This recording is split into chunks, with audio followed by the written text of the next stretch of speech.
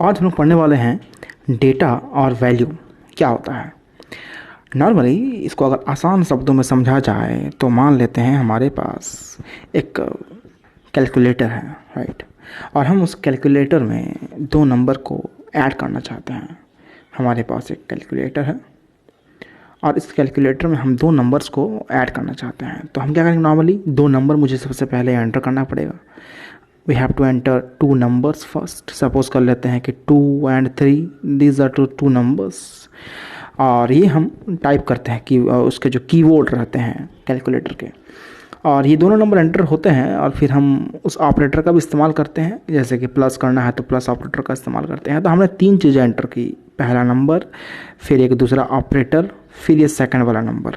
तो हम तीन चीज़ें एंटर कर देते हैं और उसके बाद एक ऑपरेटर प्रेस करते हैं, that is the equal operator. तो हम लोग क्या देखते हैं कि स्क्रीन पे रिजल्ट दिखता है। तो ऑब्वियस सी बात है, जो हम लोग यहाँ एंटर कर रहे हैं ये चीज़ें, 2, 3 ऑपरेटर्स जो भी हम लोग एंटर कर रहे हैं, दैट आर द डेटा।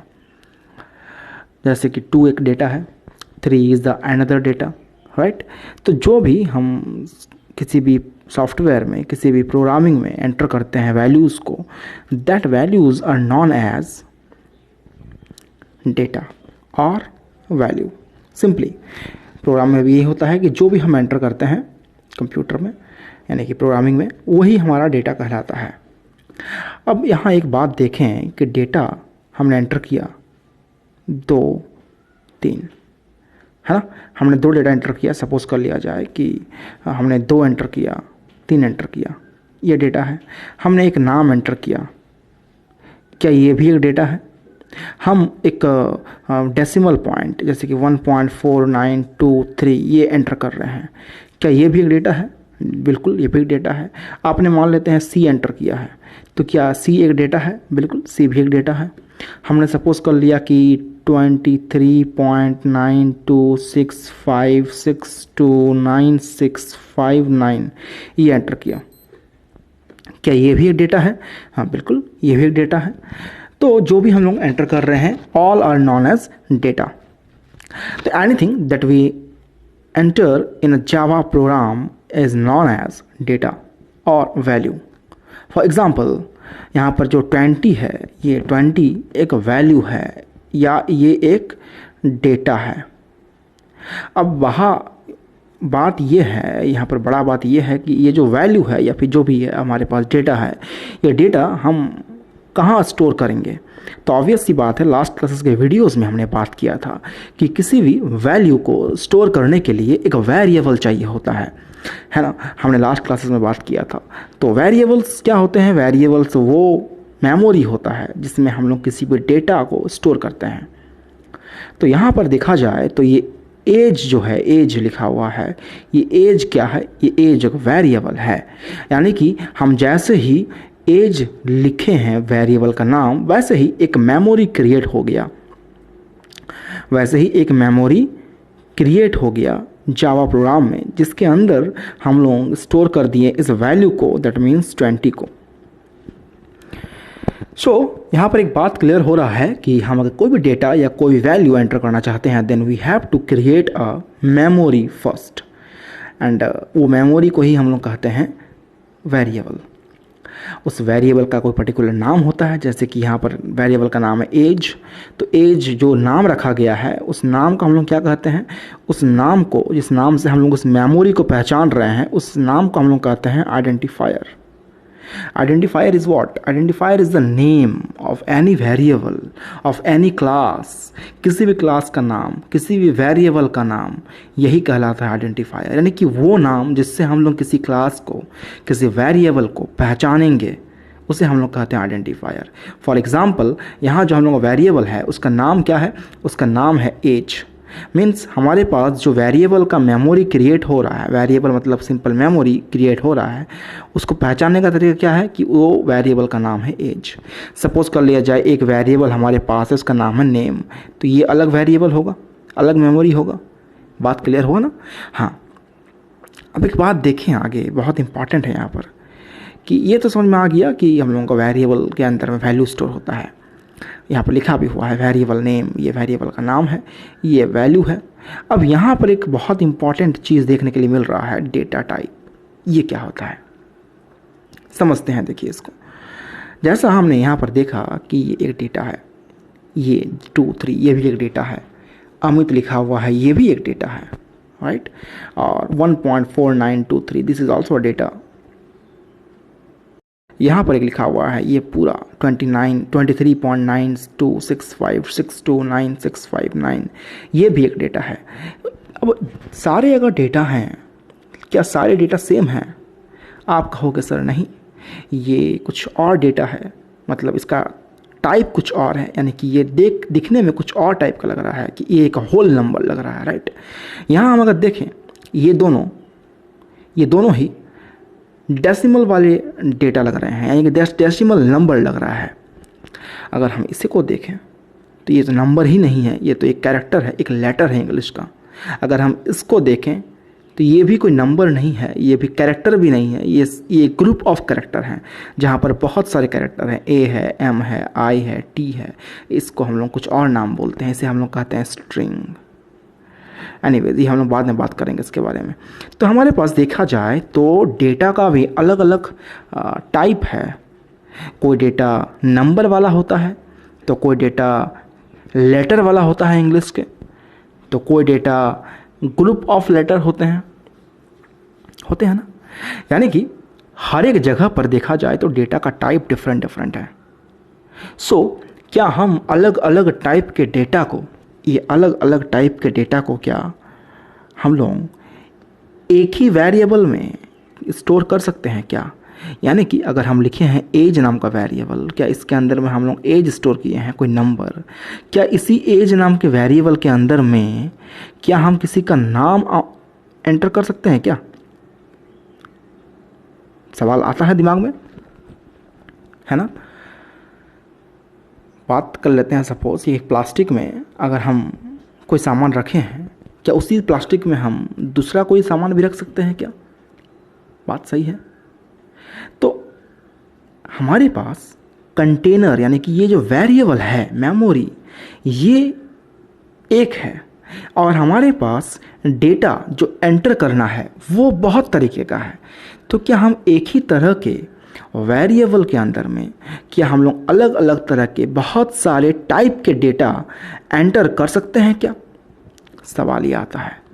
तो इस चीज़ को सॉल्व करने के लिए हमारे पास एक टॉपिक आएगा पढ़ने के लिए, जो हम लोग पढ़ेंगे आज, और वो टॉपिक है डेटा टाइप। मीन्स आप जो डेटा एंटर कर रहे हो उस डेटा का type. Whatever data you enter in a Java program is known as data type. तब बोलोगे सर ये क्या नया चीज़ आ रहा है?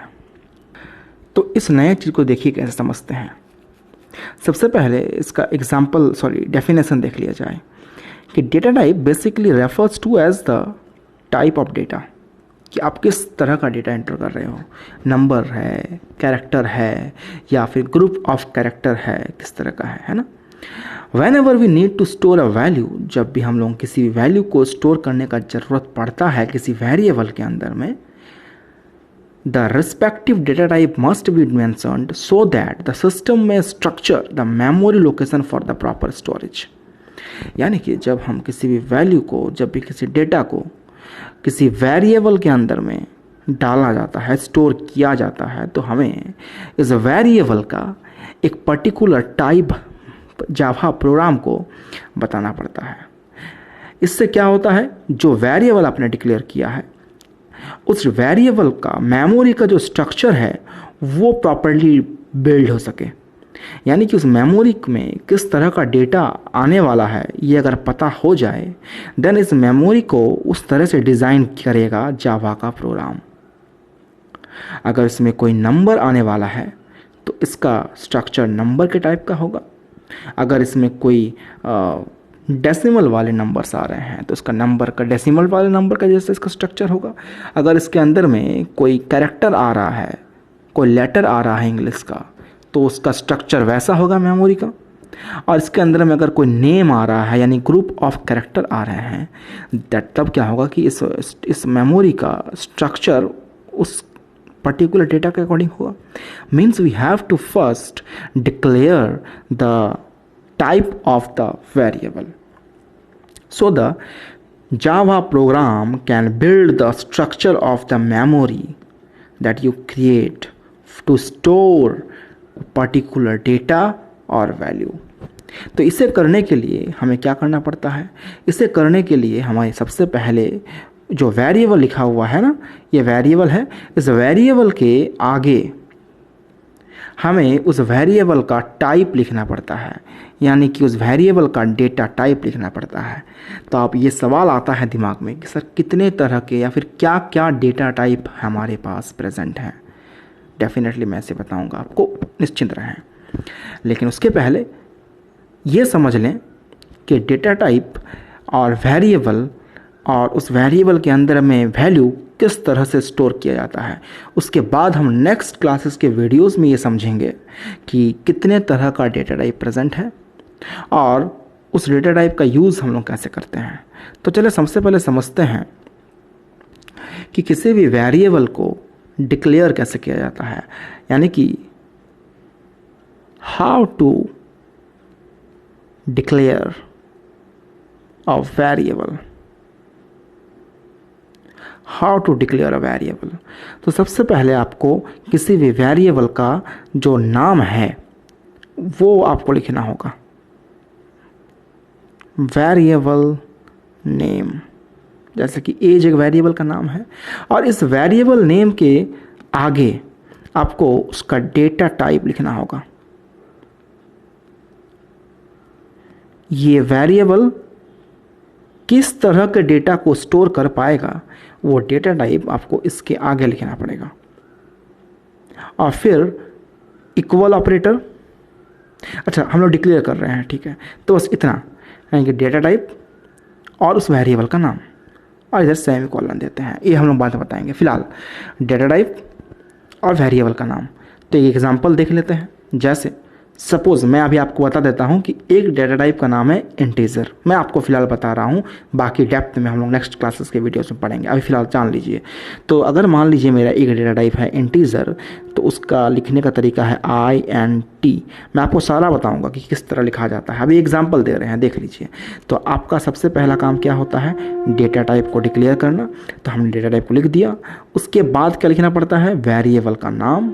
तो चलें वेरिएबल का नाम लिख लेते हैं। सपोज कर लेते हैं कि मेरा वेरिएबल है एज, हो गया, वेरिएबल का नाम हो गया और यहाँ पर डेटा टाइप हो गया। बात क्लियर हुआ? तो ये है डिक्लेयर करने का तरीका किसी वेरिएबल को उसके टाइप के साथ।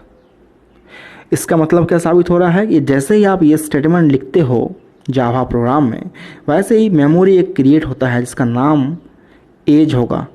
एज नाम का एक मेमोरी क्रिएट हुआ। ये मेमोरी है, ये आपका मेमोरी, ये मेमोरी क्रिएट हुआ जिसके अंदर में वैल्यू स्टोर होगा, डेटा स्टोर होगा जो आप एंटर करोगे। और उस डेटा का टाइप क्या है?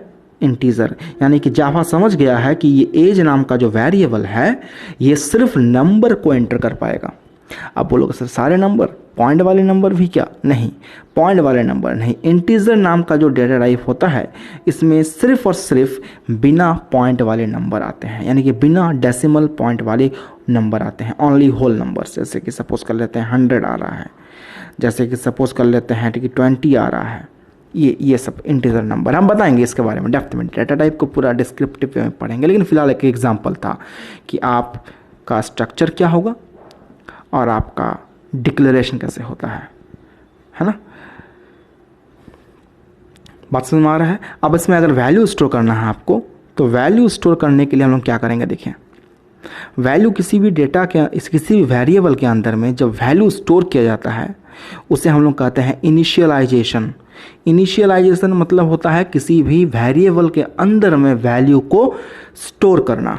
तो कैसे करते हैं?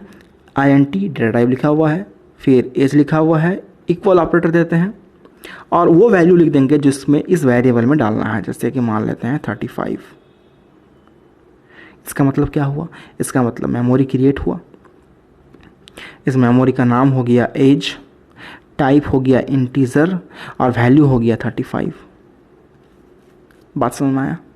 ये छोटा सा काम होता है।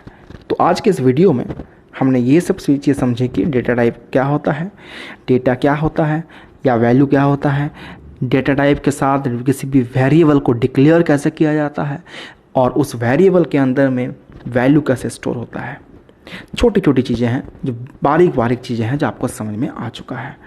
आज का वीडियो हम यही ख़त्म करते हैं। बाकी नेक्स्ट क्लासेस के वीडियोस में हम लोग इसके बारे में और डेप्थ में पढ़ेंगे, है ना। तब तक के लिए take care and good bye.